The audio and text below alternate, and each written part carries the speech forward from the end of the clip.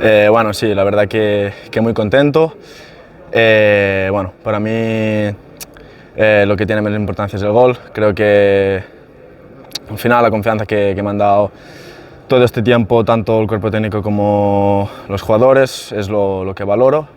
Y luego pues el gol sí bueno, que es parte de la recompensa, pero bueno, que yo lo que realmente valoro y tengo en cuenta es la comprensión que tienen conmigo, que siempre me intentan ayudar dentro de todo en lo que pueden y nada, que eso estoy muy agradecido con ellos pues por todo lo que hacen por mí y bueno, por la oportunidad que me han dado también.